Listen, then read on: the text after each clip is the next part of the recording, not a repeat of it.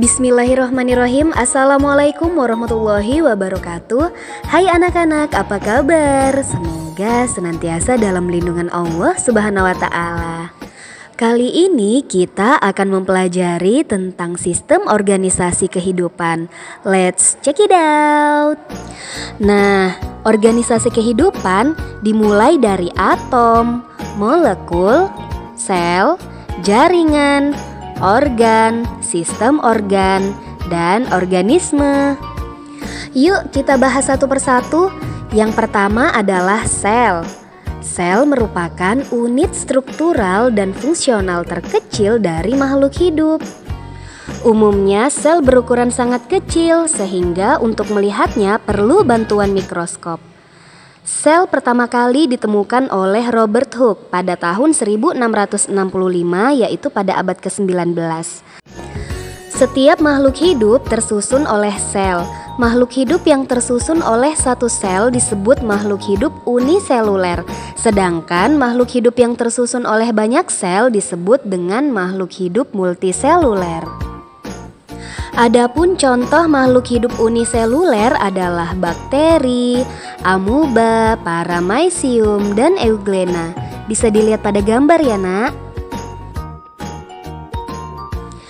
Untuk contoh makhluk hidup multiseluler terdapat pada hewan, tumbuhan, dan manusia.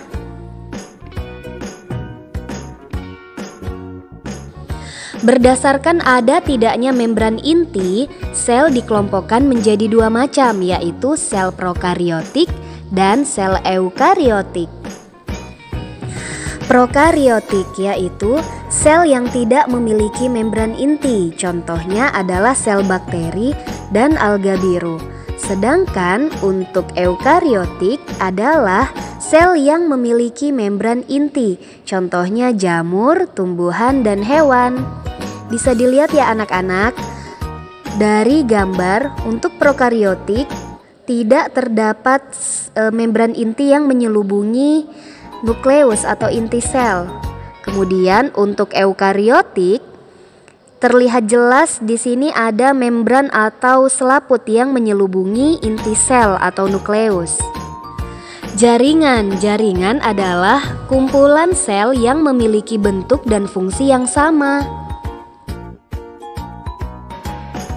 Contoh jaringan pada hewan dan manusia yang pertama adalah jaringan epitel. Merupakan jaringan yang melapisi suatu rongga dalam atau permukaan luar tubuh. Yang kedua adalah jaringan ikat, yaitu jaringan yang memiliki fungsi untuk mengikat serta menyokong bagian jaringan yang lain. Lalu ada jaringan otot, dibedakan menjadi otot rangka, otot polos, dan otot jantung. Dan yang keempat adalah jaringan saraf yang terdiri dari sel-sel saraf atau neuron.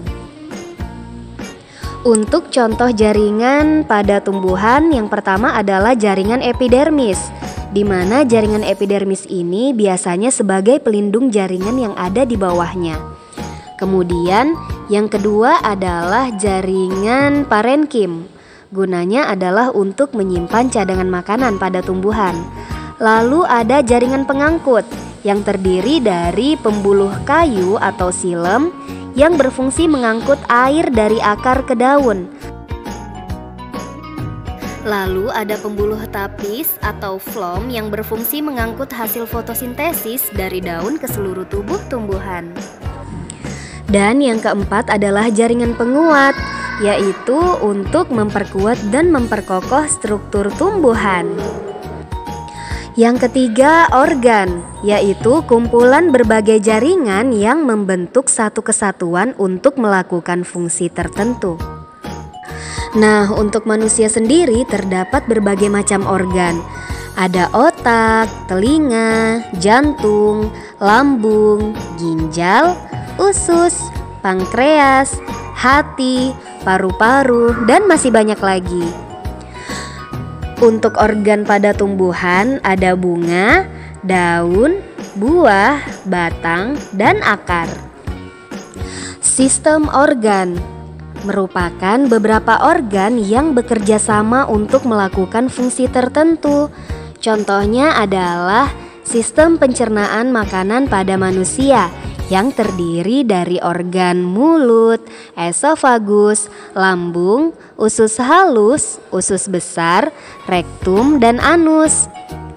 Contoh lain adalah sistem pernapasan, di mana sistem pernapasan pada manusia terdiri dari organ hidung, tenggorokan, dan paru-paru.